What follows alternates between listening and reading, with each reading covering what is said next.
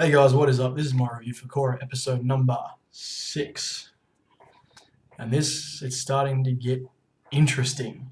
Yes, I've got to start off by saying that Kavira is a motherfucking badass in this episode. Holy crap. So this episode kicks off right where the last one finished. So Sue and her sons are off trying to stop Kavira. They're trying to basically take her out. And they try and they do not succeed. They go to a camp, they get in, and she's essentially laid a trap for them. She's got Julie in her tent waiting for them to come and attack because she anticipated, she knew they were coming, and basically they get caught in this trap that Kavira sets up, and now she has them captured.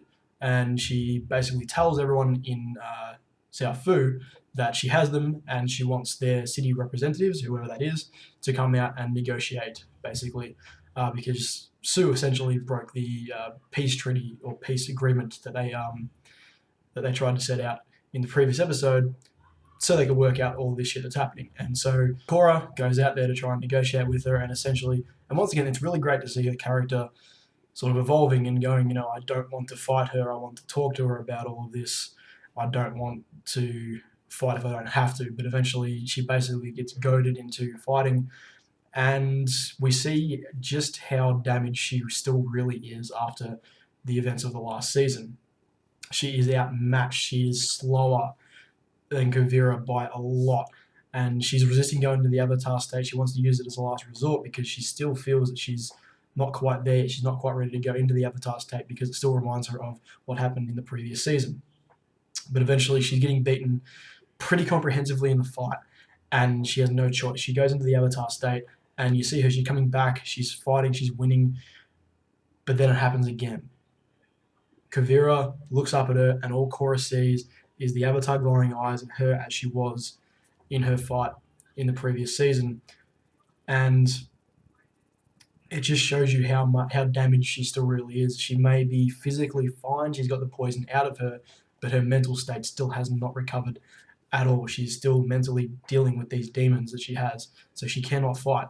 So she has to overcome these and somehow, but she gets beaten very, very comprehensively in this fight with Kavira. The other thing going on in this episode is Bolin and Varric have been captured in the previous episode, and they're now imprisoned on the train, Kavira's train that sort of travels between parts of the Earth Kingdom. Varric is still being forced to experiment on the spirit vines to weaponize them to create this great big weapon. And he manages to convince them to let Bolin work as his assistant while he's still working on them. And this was great. He essentially sets it up so that the spirit vines, what he's working on, becomes a bomb.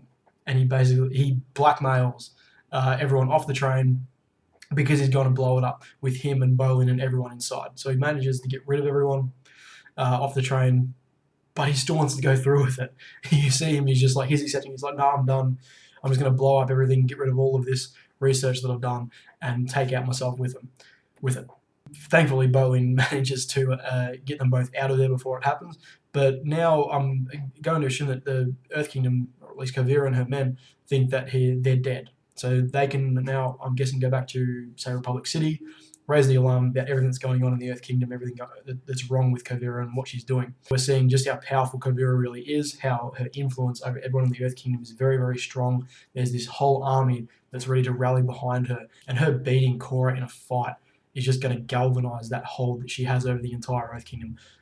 Played it out really well. Really did enjoy this episode for what it's set up, for what's going to come. I'm guessing there's going to be another big showdown down the line. Hopefully when Korra can recover physically and mentally. Physically, she seems like she's fine, but she's still a bit slow compared to what she used to be. A lot of the fighting was a lot more laboured, it felt like, for her. She wasn't quite as fluid and smooth as she has been in previous seasons, so she has to recover physically, she has to recover mentally, and at the very end of the episode, Tenzin's kids basically come and rescue her and take her away, and hopefully they're going to go back to the temple. Maybe Tenzin will train her up a bit, get her sort of attached to her spirit self once again so that she can access that power and really take it to Kavira next time they come up against each other. But now Fu belongs to Kavira. She basically has control of the entire Earth Kingdom and is ruling with an iron fist. So it's going to be very, very interesting to see where it goes from here. Really enjoyed this episode. I'm loving this season so far. Very compelling villain. The storyline, the progression with all the characters is really, really good. You can see how they've changed over these past 3 years between seasons 3 and 4, which is great. I love that. And yeah, guys, I'm just looking forward to episode 7, 8, 9, 10, whatever. It's looking like it's going to be a very, very cool season. A very, very great end of this show. And guys, I'll see you for the next one.